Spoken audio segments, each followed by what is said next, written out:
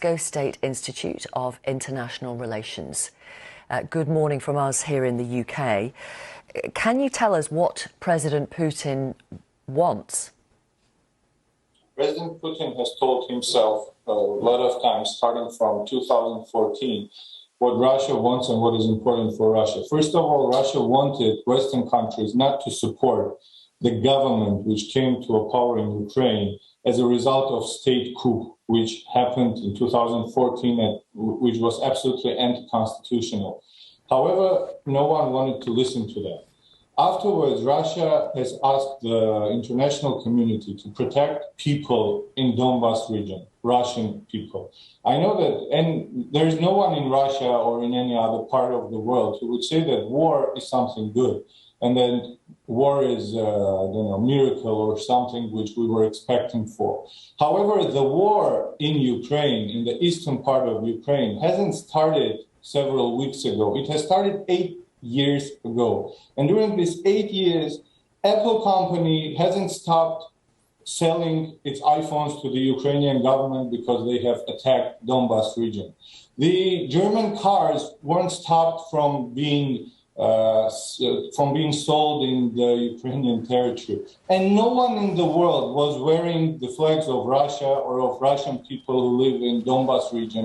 Although for 8 years they've been killed, tortured, and that territory has been a theater of war activities. I mean, forgive me, Dr. Sardane. Forgive me.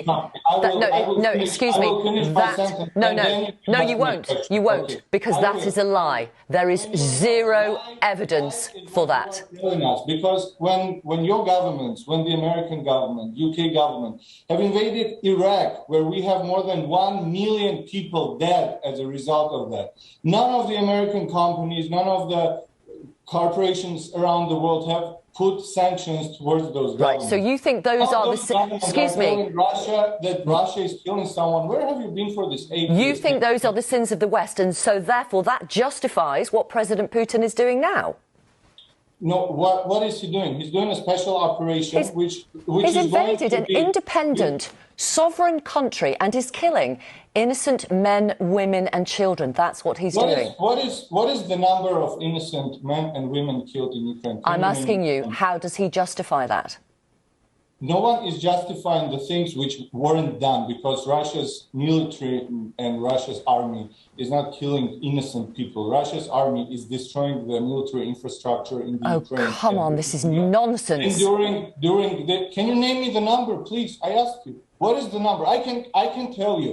Your governments have killed more than 1 million people in Iraq. Can you please tell me the number? What, is this some kind of competition? No, there's not a competition. I ask you. You're telling me that our government is killing innocent people. I'm asking you how. How? No, you told me that Russia is killing innocent people. Please tell me, what is the number of innocent people being killed there?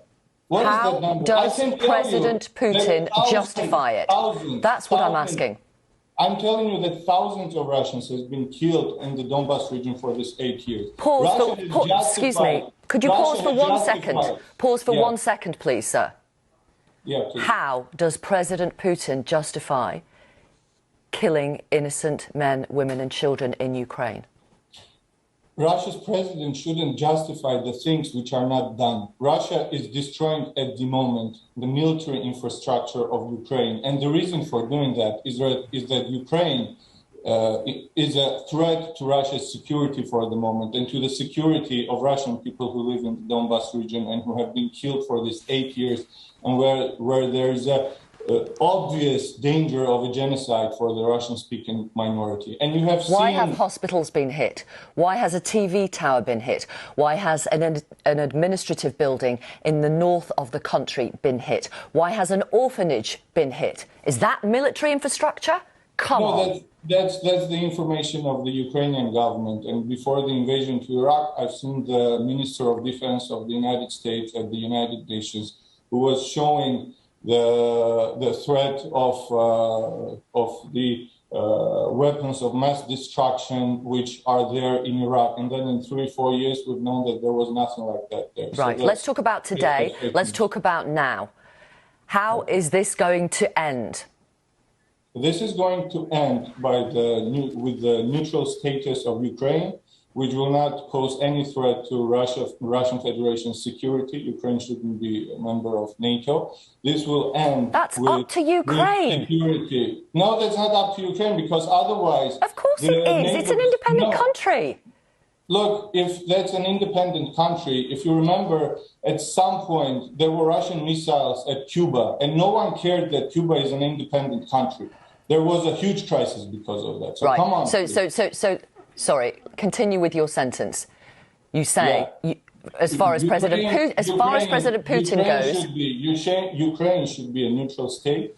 Ukraine should be a demilitarized state. It shouldn't pose any threat to Russian people at its eastern borders and to Russian Federation. It doesn't. It doesn't. In Ukraine, that's your opinion. Russia has provided a lot of proofs that it does.